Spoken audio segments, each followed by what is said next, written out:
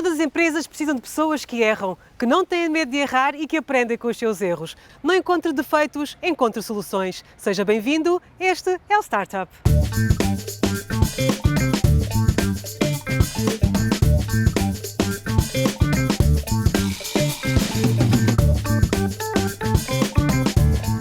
Conheço uma jovem empreendedora que desde muito cedo criou o seu negócio de sonho. Criou um ateliê de moda e uma marca de produtos de higiene íntima. Ataúso Daniel.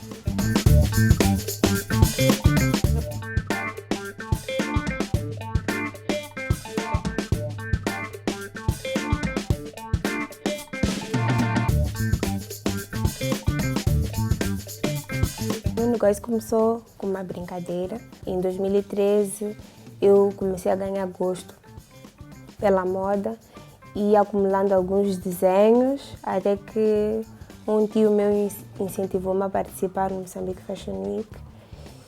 Participei também como brincadeira, curiosidade.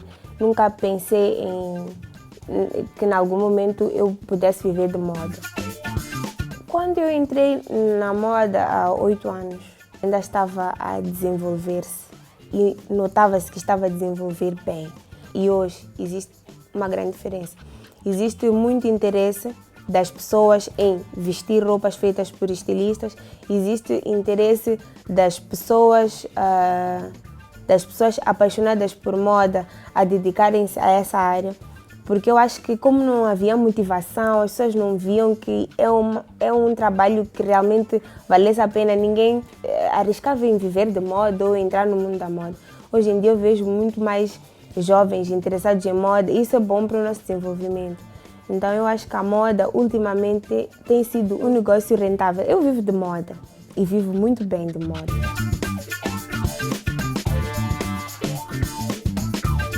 O momento mais alto que eu atingi no meu negócio, não digo que foi em termos de venda, mas foi em termos de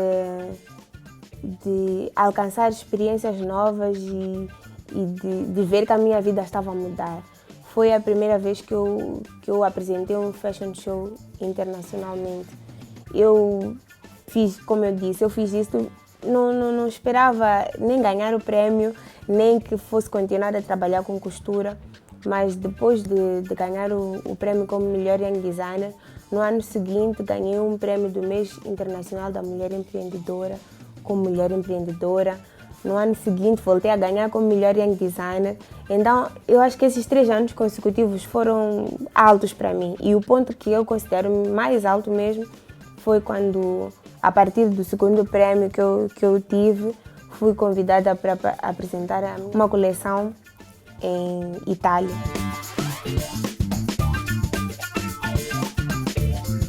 Não há nada melhor do que a pessoa trabalhar sem contar as horas, sem estar irritada. Eu quando olho para mim, não almocei, não matabichei, não jantei, estou ali com vontade de ver mais uma nova obra. Às vezes eu até fico muito mais emocionada do que os donos das roupas. Às vezes fico com vontade de ficar com a roupa para mim, de tanto que eu gosto. Então eu acho que esse é o maior segredo. Fazer com amor, com carinho.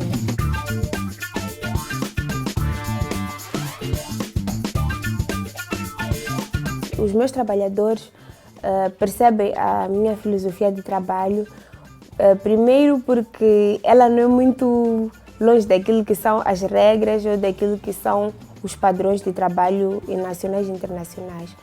Tenho sempre respeito aos direitos das pessoas, mas tem alguns pontos que eu sou exigente, que é a pontualidade, é a sinceridade, comprometimento com o próprio trabalho.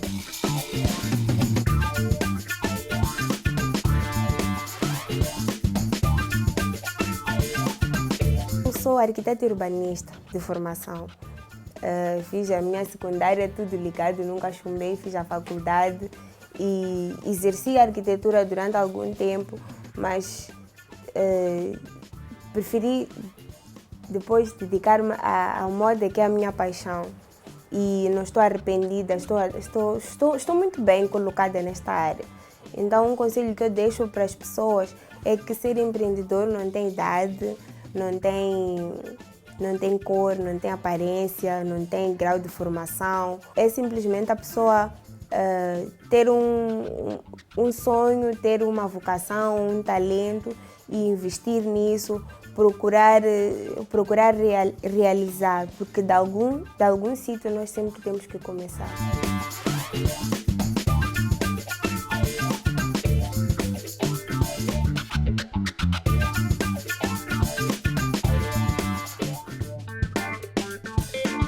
Um fator determinante para o sucesso de qualquer negócio são os seus clientes. É importante ter clareza sobre quem são os seus clientes, quem vai consumir o seu produto e quem vai fazer uso dos seus serviços. Com base nessa informação, poderá então lançar os seus produtos para as pessoas certas. No consultório de hoje, iremos explicar como identificar o seu público-alvo com base nas características demográficas, psicográficas e geográficas. Olá, este é o consultório Startup e hoje nós falaremos sobre quem é o seu cliente, quem é o seu público-alvo, quem vai consumir o seu produto, quem precisa dos seus serviços. Afinal de contas, você já identificou as oportunidades de negócio, você identificou problemas e necessidades. E lembre-se, quem passa por necessidades são pessoas, são seres humanos. A esse grupo de pessoas é que nós chamamos de mercado. É esse grupo que vai constituir os seus clientes, as pessoas para quem você irá vender o seu produto e o seu serviço. Mas para tal é importante que nós tenhamos clareza sobre quem ele é. Quando nós falamos de mercado-alvo, existem dois grupos de clientes sobre os quais você poderá fornecer os seus produtos ou serviços. Existem produtos que nós podemos chamar sobre B2B, que é uma nomenclatura inglesa que quer dizer negócios para negócios ou negócios para empresas, querendo dizer que os seus clientes, ou as pessoas que vão se beneficiar dos seus serviços, dos seus produtos, são outras empresas. Mas também tem o conceito do B2C. O B2C quer dizer negócios para clientes individuais. No grupo de características, quando nós identificamos o nosso cliente, nós podemos falar ou identificar aquilo que se chama de características geográficas. Nas características geográficas, nós queremos saber qual é a localização do seu cliente. Onde é que ele se localiza? Onde é que ele mora? Onde é que ele vive? Onde é que ele habita? Onde é que ele faz o seu negócio, se forem empresas? Temos também as características demográficas.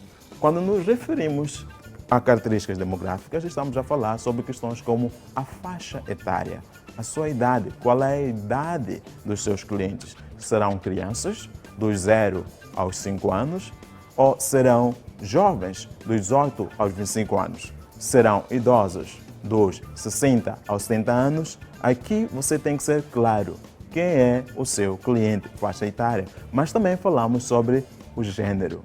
Quando nós nos referimos ao gênero, estamos a falar sobre o sexo, são mulheres ou homens.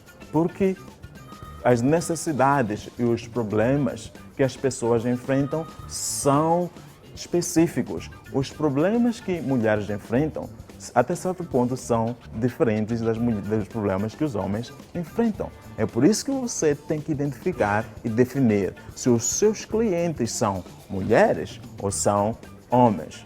Mas também nós falamos daquilo que são características relacionadas com a raça.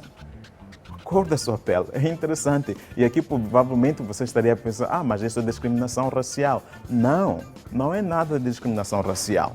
Porque alguns problemas são enfrentados por certos grupos raciais. São enfrentados com pessoas de certa raça.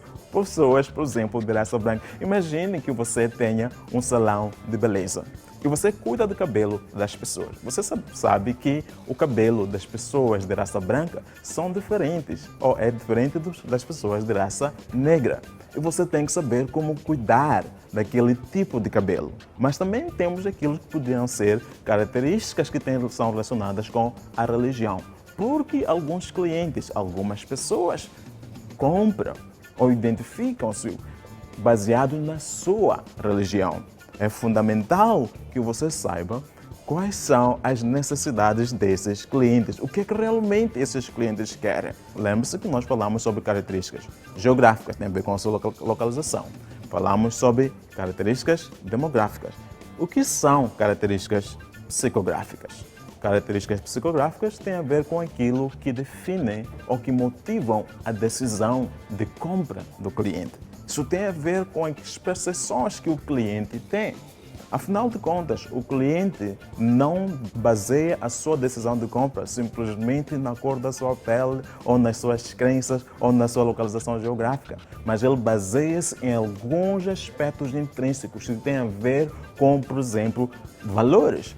Imagine que, por exemplo, alguns dos seus clientes valorizam mais a qualidade do produto do que o preço. Isso é uma característica psicográfica e que simplesmente determinando ou definindo o seu grupo-alvo numa característica demográfica não é suficiente. Você tem que saber quais são os valores do seu grupo-alvo. O que é que define, o que é que eles preferem, como é que eles definem a sua decisão de compra.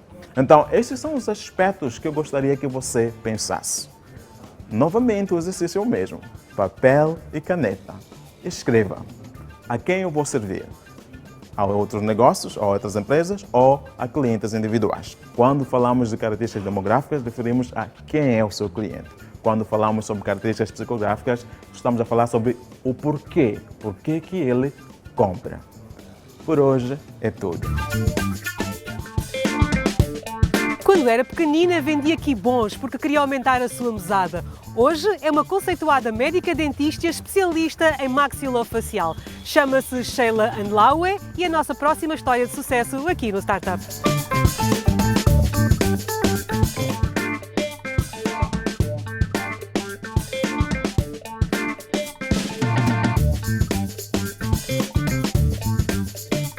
Desde pequena eu lembro-me que sempre tentei fazer um e outro negócio, pequeno, claro, na escala da minha idade, e sempre acho que eram os primeiros passos para o empreendedorismo. Eu recebi a mesada dos meus pais e chegou uma fase em que eu achei que a mesada não era suficiente e tinha que fazer qualquer coisa para aumentar aquele valor da mesada. Então, com o valor da mesada, eu fui comprar quibon, né, e comecei a vender em casa. Só que ficou um conflito familiar, porque era de minuto a minuto as pessoas a baterem a porta, a quererem, né, o meu produto. O que me motivou a criar a clínica dentária e ortodôntica, neste caso, é que eu comecei a pensar em não ter a reforma na altura em que eu já não tenho forças, que é o que normalmente acontece. Nós pensamos na reforma no dia em que já temos que estar reformados. Então, tinha que preparar, na minha juventude, preparar a minha reforma. E foi o que me fez dar passos. Como sou dentista, então achei que com o conhecimento que fui adquirindo na escola, na universidade, era melhor continuar nessa área.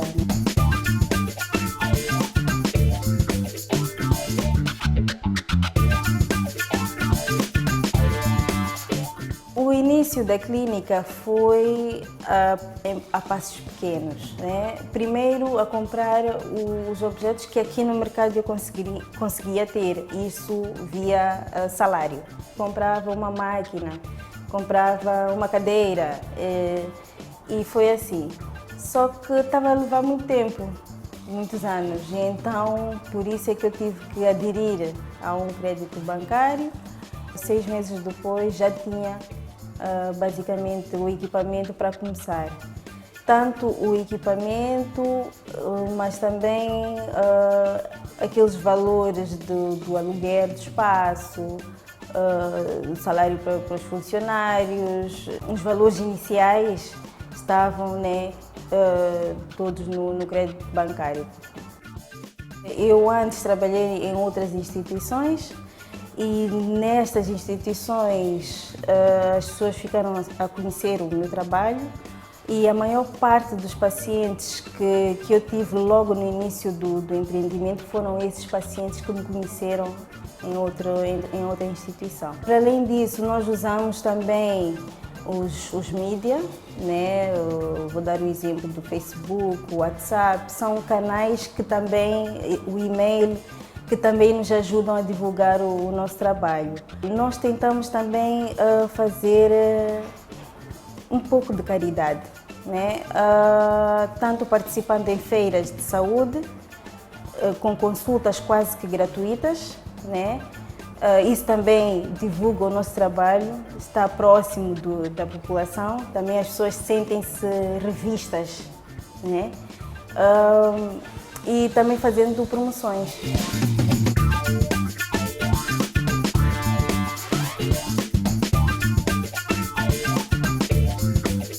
Eu acredito que qualquer negócio que ele seja não é feito para nós, os empreendedores. É feito para servir ao próximo. Então, o que me motiva é ter que ajudar, ter que saber que sou útil para a sociedade. Isso é que me faz acordar todos os dias e perceber que há alguém que vai precisar do meu trabalho, que vai precisar da minha atenção e principalmente desta atenção que é ligada à dor. A clínica dentária ortodôntica, ela é chamada ortodôntica porque é uma das áreas da medicina dentária em que faz a correção dos dentes. O meu sonho mesmo é ter uma clínica de especialidade. Sabemos que dentária, podemos extrair um dente, podemos ir colocar, entre aspas, um chumbo no dente. Então, esta clínica deveria ser só para corrigir o posicionamento dos dentes. Então, o meu sonho é que a clínica dentária ortodôntica torne-se uma clínica de especialidade, que só possa atender clientes que venham colocar aparelho. Muitos de nós começamos com um sonho, todos nós temos um sonho. O que nos impede de dar o próximo passo é o medo da queda. Insistir e persistir.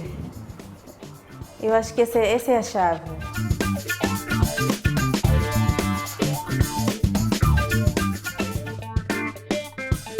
No último programa ficámos a saber quais os submercados que compõem o mercado financeiro. O mercado monetário, o mercado cambial, o mercado de crédito e o mercado de capitais. No programa de hoje, no Bloco de Literacia Financeira, vamos perceber melhor o financiamento através do mercado de capitais. Boa noite, sejam bem-vindos ao Bloco de Literacia Financeira. Hoje vamos falar dos empréstimos obrigacionistas. Geralmente, quando uma empresa necessita de dinheiro para financiar as suas atividades ou os seus projetos de investimento, as empresas têm tendência de se dirigir aos bancos comerciais para solicitar um empréstimo bancário. Ao se dirigirem aos bancos comerciais, as empresas apenas têm consciência do valor de financiamento que necessitam, sendo que todas as condições do empréstimo, nomeadamente a taxa de juro, o prazo, são definidos pelo próprio banco. Sem contar que os empréstimos bancários geralmente exigem garantias reais, isto é, a hipoteca de uma infraestrutura da empresa com um valor correspondente a cerca de 120% do montante do crédito concedido. Esta situação reduz a capacidade de liberdade das empresas. Contudo, existe no mercado de capitais a possibilidade das empresas financiarem-se por um outro tipo de empréstimo, designado empréstimo obrigacionista. E o que é que seria o empréstimo obrigacionista? Quando uma empresa opta por um empréstimo obrigacionista, ela cria ou emite títulos e vende estes títulos aos investidores. Estes investidores podem ser pessoas singulares, isto é, o João, a Ana, o José, qualquer pessoa, como também podem ser investidores institucionais, nomeadamente os bancos, as seguradoras, os fundos de pensões, pessoas em nome coletivo. A empresa, ao emitir os títulos, vende para os investidores e capta o dinheiro necessário para realizar os seus planos de investimento. Imaginemos que uma empresa XYZ, Sociedade Anônima, queira se financiar num valor de 100 milhões de meticais. Em vez de se dirigir a um banco comercial, esta empresa pode criar 1 milhão de papéis e definir que o preço de cada um desses papéis é de 100 meticais. Se nós multiplicarmos a quantidade de títulos, que é 1 milhão, e o preço unitário, chegamos ao valor de financiamento da empresa, que é de 100 milhões. Em contrapartida, os investidores, ao darem o dinheiro à empresa, eles esperam que, ao longo do prazo do empréstimo, a empresa pague periodicamente juros e, no final do período, reembolse o capital. Quando uma pessoa decide em financiar uma empresa, ela olha na perspectiva de investimento, comparativamente aos depósitos a prazo, que geralmente as taxas de remuneração são muito mais baixas quando comparadas com os empréstimos obrigacionistas. Quem pode emitir obrigações em Moçambique? Em Moçambique, as sociedades anónimas, as empresas públicas, são as entidades elegíveis a emitirem empréstimos obrigacionistas. Quais são as vantagens de uma empresa emitir um empréstimo obrigacionista? No empréstimo obrigacionista, a empresa tem a liberdade de definir as condições do seu próprio financiamento, o que não acontece nos empréstimos bancários, em que o próprio banco comercial define quase todos os aspectos. No empréstimo obrigacionista, a empresa que define a taxa de juros do seu empréstimo, o prazo, o período de reembolso, bem como de pagamentos de juros. E geralmente a taxa de juros tem sido mais baixa quando comparado com o empréstimo bancário, na medida em que no empréstimo bancário o banco incorre o risco de financiar a empresa sozinho, enquanto que no empréstimo obrigacionista o valor global que a empresa necessita é financiado por várias pessoas e isso permite repartir o grau de risco e automaticamente a taxa de juros baixa. Um outro aspecto dos empréstimos obrigacionistas é que eles não exigem garantias reais, isto é, a empresa não precisa hipotecar nenhuma infraestrutura. Um outro aspecto do empréstimo obrigacionista é que a empresa pode reembolsar o capital antecipadamente sem incorrer custos adicionais. O que a empresa faz? A empresa indica que a partir de um determinado momento ela pode liquidar a sua dívida, situação que não ocorre nos empréstimos bancários, na medida em que se a empresa paga o empréstimo antes do tempo, geralmente tem penalizações. Um outro aspecto é que os títulos que representam o empréstimo obrigacionista, eles podem ser negociados no mercado organizado, chamado por Bolsa de Valores, e isso permite a maior liquidez destes títulos.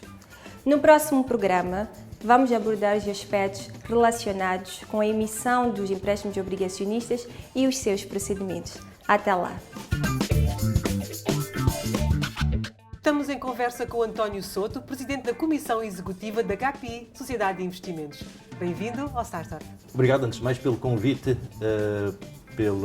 por esta iniciativa que é recente, a Startup, e começo por dizer que a HPI tem uma certa complementaridade com esta iniciativa. A HPI é uma instituição financeira de desenvolvimento. As pessoas, em geral, falam muito de bancos, conhecem praticamente o nosso sistema bancos ou microbancos. Infelizmente, no nosso sistema, pouco se conhece sobre o papel das finanças de desenvolvimento. Ora, a HPI é uma instituição financeira de desenvolvimento que foi criada há 27 anos. Foi criada na sequência do início da implementação do primeiro programa de reabilitação económica. Na altura era um projeto e foi esse projeto que era apoiado pela organização da Alemanha, a Fundação Friedrich Ebert. Esse projeto foi convertido numa sociedade moçambicana porque quando se começa a implementar o programa de reabilitação económica, as receitas eram vamos privatizar. E a pergunta que imediatamente se colocou era privatizar para quem? Se em Moçambique não existe um setor privado, não existem investidores privados, é uma grande fragilidade do nosso sistema. Então, como esse projeto já vinha fazendo a promoção da iniciativa empresarial privada, converteu-se isso numa sociedade com este objetivo, precisamente de promover a iniciativa empresarial privada, particularmente através das pequenas e médias empresas, micros, pequenas e médias empresas. Qual é que é o foco do claro. HPI? Ora, desde o início, e é nisso que eu também saúdo esta iniciativa do Startup, é porque logo se viu que não se pode promover empresários do setor privado pensando apenas em instrumentos de crédito. É fundamental que haja uma intervenção combinada, aquilo que nós dizemos uma intervenção holística, com a combinação de vários instrumentos. Portanto, a assistência técnica, o apoio ao desenvolvimento institucional e também, obviamente, o financiamento. Portanto, a HPI tem em si a capacidade de disponibilizar estes 3 instrumentos, estes 3 serviços. Portanto, o nosso objetivo, nossa missão, é promover a iniciativa empresarial privada e a inclusão financeira. Ora, para isso jogamos através de programas que são estruturados e dirigidos a objetivos específicos com o envolvimento destes 3 instrumentos. Portanto, repito, instrumentos financeiros já vou explicar, são vários, assistência técnica, no nosso caso mais capacitação e consultoria empresarial, e desenvolvimento institucional. Portanto, criar instituições que reproduzam este esforço que nós fazemos. E que programas é que tem neste momento? Portanto, neste momento, os nossos programas têm um foco em 3 áreas, que é a área da segurança alimentar, e a área da inclusão financeira e juventude e promoção do género. Estas 3 áreas de foco são, digamos, as diretrizes quando desenhamos e implementamos programas. No caso, por exemplo, da inclusão financeira, que é um assunto que percebi é importante para o startup e é uma das nossas prioridades. A inclusão financeira, para nós, é importante porque, como é sabido, a percentagem de adultos com acesso ao sistema financeiro é das mais baixas do mundo. São menos de 16% dos adultos que têm acesso a um serviço bancário. Desde há anos que vimos dizendo que o assunto, que a inclusão financeira não pode ser, digamos, a exclusão financeira não pode ser superada através do mesmo tipo de instituições. Isto é, eu tenho dúvidas sobre estas iniciativas da bancarização. Bancarização não pode ser só através dos mesmos institutos. Os bancos estão a fazer o seu papel, mas há vários segmentos que precisam de diferente tipo de oferta. Mais alguma mensagem que gostaria de deixar para os nossos telespectadores? Uma mensagem que é importante passar, e sobretudo a alguns parceiros da cooperação e ao nosso próprio governo, é assumir que este desafio de criar o setor empresário, de criar o setor privado, de promover uma nova geração de empresários, de criar um sistema financeiro mais inclusivo, isto não se faz, carrega no botão e sai. Isto são iniciativas que têm que ter uma visão de longo prazo. Estes programas de longo prazo só são realizáveis se estiverem suportados em instituições credíveis, em instituições com uma reputação e boa governação. Esta é a questão central. Sem boa governação, estes programas não têm continuidade, andamos sempre a criar e a encerrar programas. E aqui faço um apelo também, particularmente, a alguns parceiros da cooperação.